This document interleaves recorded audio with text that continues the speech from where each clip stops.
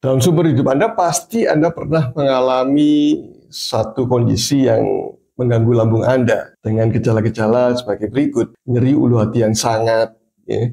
Kemudian ada mual, muntah, ada rasa terbakar di ulu hati, ya. Ada rasa kembung juga, dan merasa bahwa makanan yang Anda makan kok tidak tercerna rasanya, tetap di lambung saja. Nah, bila Anda mengalami gejala-gejala itu, Anda hampir bisa dipastikan mengalami yang disebut sebagai gastritis atau penyakit radang lambung. Penyakit gastritis ini berbeda dengan penyakit GERD atau penyakit asam lambung. Karena penyakit gastritis itu yang terkena adalah pelapis lambung Anda, sedangkan penyakit GERD itu yang terkena adalah klepnya, atau yang bermasalah adalah pintu penghubung antara kerongkongan dengan lambung. Lambungnya sendiri sih oke saja, nggak ada masalah pada GERD, tapi pada gastritis justru yang bermasalah adalah lambungnya. Dan penyakit lambung ini seringkali berulang, ya. Dan ada yang beberapa pasien yang mengalami hampir tiap hari sehingga mengganggu pencernaannya, mengganggu proses makan, dan bahkan kehidupannya juga terganggu. Nah, opini saya Dr. Roy kali ini akan membahas secara khusus tentang gastritis atau penyakit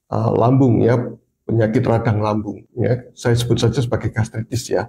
Dan bagi Anda yang baru mendapatkan channel ini, silakan subscribe, karena dengan subscribe Anda, channel ini akan terus berkembang dan bisa berbagi lebih banyak lagi manfaat tentang informasi-informasi kesehatan yang sangat praktis dalam menunjang kesehatan yang optimal bagi Anda semuanya. Ya. Subscribe Anda akan mendukungnya dan memperluas informasi ini kepada banyak orang yang membutuhkan seperti Anda saat ini. Ya. Terima kasih bila Anda sudah subscribe pada channel ini. Kembali kepada tema kita, gastritis. Gastritis sekali lagi adalah penyakit keradangan di pelapis lambung, atau saya sebut saja keradangan pada lambung Anda. Ya. Gejalanya seperti yang saya sebutkan tadi, nyeri ulu hati yang sangat, terutama nyeri ulu hati, berbeda dengan GERD yang rasa terbakar di tengah-tengah atau di dada, heartburn, ya, meskipun pada gastritis ini juga bisa disertai dengan timbul heartburn atau rasa terbakar juga. Ada rasa mual, muntah, kembung, dan makan yang tidak tercerna rasanya. Dan rasa pedih itu atau nyeri ulu hati Anda ketika perut Anda kosong, sehingga Anda mudah lapar. Ya. Dan akibatnya Anda sulit sekali untuk melakukan diet, untuk menurunkan berat badan bagi Anda yang mengalami obesitas dan juga penyakit lambung. Ya. Itu suatu masalah yang cukup pelik juga jadinya. Ya. Lalu, apa sih penyebab dari penyakit gastritis atau penyakit lambung ini? Penyakit gastritis ini penyebab utamanya yang terbanyak adalah infeksi Helicobacter pylori, suatu kuman yang memang ngendon, ya, dia tinggal di lambung. Dan mengapa kuman ini bisa menyerang? Ya, karena keasaman lambung kita atau keasaman lambung Anda sedang rendah. Jadi ketika keasaman lambungnya tinggi, maka Helicobacter pylori ini tidak bisa menyerang lambung, ya. Dia hanya tinggal saja di situ. Dia tidak bisa bergerak, ya, tidak bisa berkembang. Tetapi begitu keasaman lambungnya turun, rendah, maka Helicobacter ini berkembang dan nyusup ke pelapis dari lambung dan merusak dari lapisan lambung itu. Ya. Dan ketika lambung itu rusak lapisnya, maka asam lambung yang meskipun tidak terlalu asam pun juga mengakibatkan rasa pedih perih di lambung Anda. Itulah mengapa ketika perut kosong, lambung kosong, maka asam lambung ini akan lebih dirasakan oleh lambung karena tanpa pelapis atau lapisannya yang sedang meradang atau sedang terganggu itu. Ya. Sekali lagi, infeksi dari Helicobacter pylori. Kemudian penyebab kedua yang terbanyak adalah konsumsi obat-obatan pereda nyeri yang disebut sebagai golongan NSAID, non-steroid inflammatory drug, atau obat-obat yang non-steroid untuk meredakan keradangan atau nyeri di tubuh Anda. Ya. Bila Anda sering konsumsi obat-obatan ini, tentu saja akan merusak dari pelapis lambung Anda dan terjadi keradangan di lambung Anda yang disebut sebagai gastritis tadi itu. Ya. Itu penyebab kedua. Penyebab ketiga adalah bagi Anda yang suka minum-minum alkohol, maka alkohol akan juga merusak lambung Anda. Kemudian yang keempat adalah kondisi yang disebut sebagai autoimun. Ada beberapa penyakit autoimun yang bisa merusak lambung, dan ini tentu saja perlu penanganan yang serius untuk mengetahui penyebabnya apa dan pencetus dari autoimun itu. Penyebab yang kelima adalah stres secara psikologi terutama, karena stres psikologi ini akan menghambat perbaikan ataupun pertumbuhan dari sel mukus kita. Karena sel mukus kita ini selalu akan terjadi kerusakan dan selalu digantikan dengan yang baru, dan itu membutuhkan suatu proses mekanisme tertentu dalam tubuh kita, dan stres akan menghambat pertumbuhannya. Jadi recovery-nya, ya. Karena itu atasi stresnya. Dan yang keenam penyebabnya adalah karena beberapa makanan yang menimbulkan keradangan di lambung.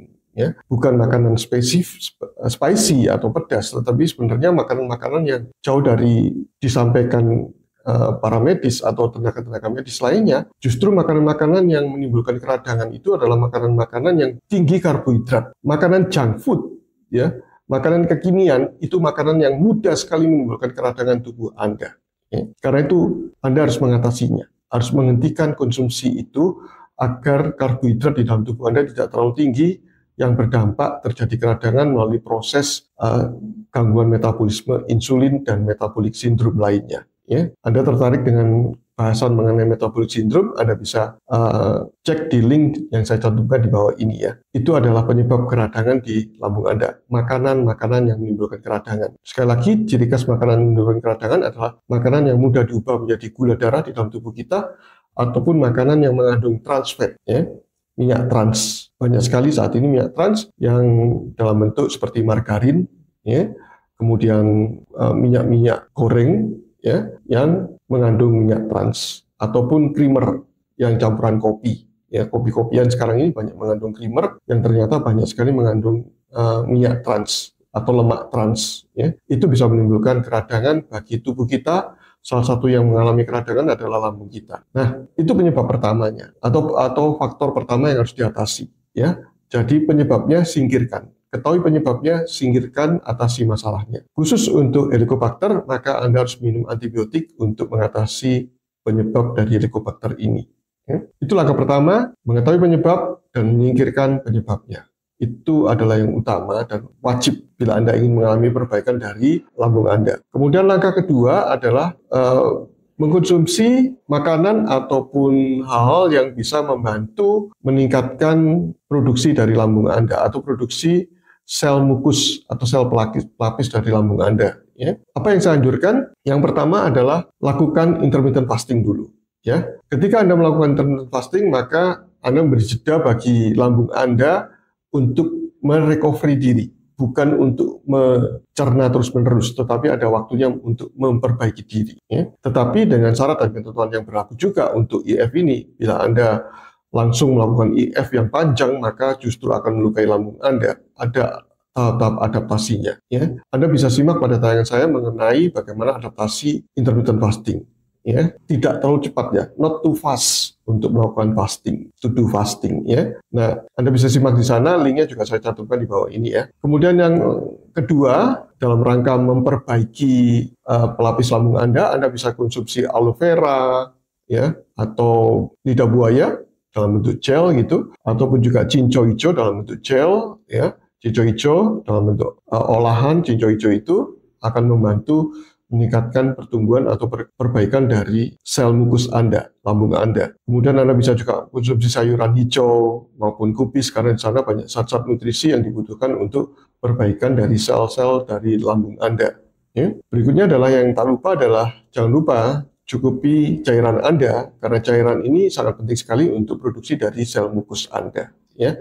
Ada beberapa mineral yang terkandung dalam minuman itu atau dalam cairan yang dibutuhkan oleh tubuh agar terjadi perbaikan dari sel mukus Anda. Ya. Itu langkah yang kedua. Ya. Langkah yang ketiga adalah Anda harus meningkatkan keasaman lambung Anda. Karena penyebab pertama tadi yang utama adalah Helicobacter pylori kan.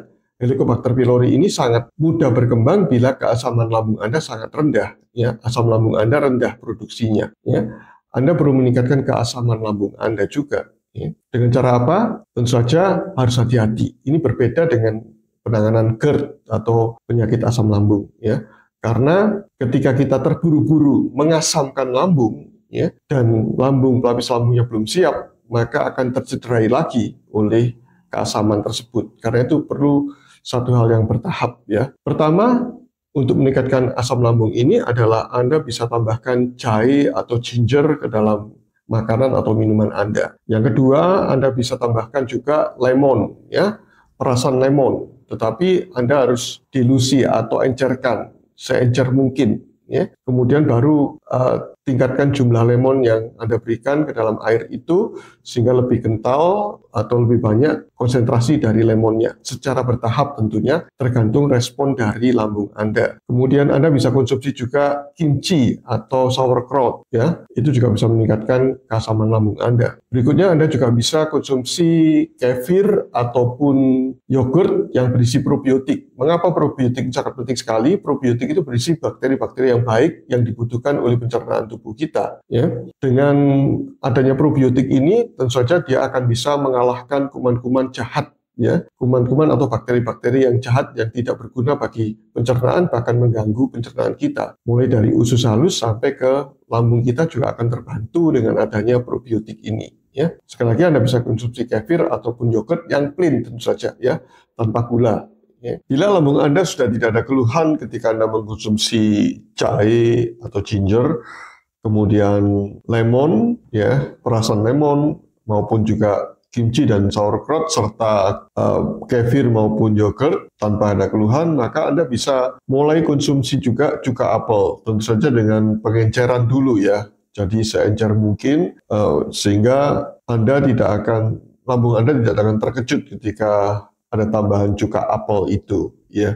Setelah tidak ada keluhan lagi, maka Anda bisa meningkatkan konsentrasi dari cuka apel yang Anda konsumsi itu untuk menambah keasaman lambung Anda. Dan bagi Anda yang mengkonsumsi atau terbiasa mengkonsumsi obat-obatan pengurang asam lambung ya, contohnya adalah PPI, proton pump inhibitor ya, yang belakangnya nama generiknya adalah belakangnya prasol ya. Ada omeprazol, lansoprazol, pantoprazol, ya, rabeprazol, dan banyak prasol lainnya. Ya. Itu adalah jenis obat PPI, proton pump inhibitor. Bila Anda terbiasa mengkonsumsi itu minimal 2 minggu terus-menerus, maka Anda harus menghentikannya secara bertahap.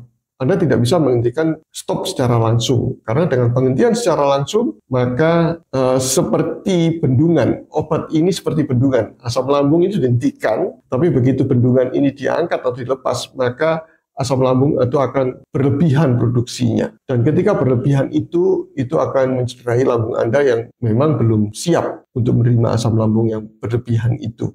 Ya, karena itu menghentikannya juga harus bertahap, tidak bisa lepas langsung. Ketika lepas langsung, maka seperti bendungan tadi itu, jadi airnya juga seperti air bah rasanya, ya. Dan asam lambung itu akan juga terproduksi seperti bah, begitu ya, air bah yang banyak sekali. Ya. Karena itu harus hentikan bertahap, ya, pelan-pelan menghentikannya, ya, melepaskan obat itu secara perlahan-lahan, agar lambung Anda siap ketika menerima produksi asam lambung yang meningkat, ya, menjadi normal. Sekali lagi, asam lambung sangat penting sekali untuk mengendalikan infeksi dari Helicobacter dan juga untuk membantu pencernaan dari lambung Anda. Ketika pencernaan terganggu, tentu saja ini juga akan merusak dari lapisan lambung Anda, akan terjadi fermentasi di dalam lambung Anda ketika makanan di dalam tubuh Anda tidak tercerna dengan baik. Ya. Jadi kuncinya adalah meningkatkan produksi sel mukus tadi, dengan cara menghilangkan penyebab terganggunya atau terinfeksi atau peradangan dari pelapis lambung itu harus dihilangkan.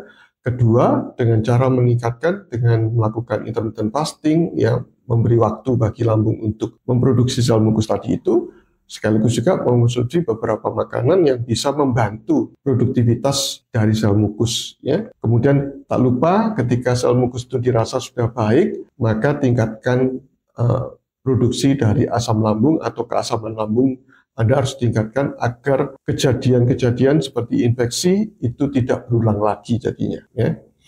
Demikian informasi mengenai gastritis. Bila informasi ini bermanfaat bagi Anda bisa bagikan kepada yang lainnya. Sekali lagi, bagi yang belum subscribe, silakan subscribe agar channel ini juga berkembang. Dengan demikian, informasi mengenai gastritis ini pun juga bisa berkembang, tersampaikan kepada orang-orang yang membutuhkan informasi seperti Anda saat ini. Terima kasih Anda sudah menyaksikannya. Salam sehat dari saya, Dr. Oyi. Stay healthy.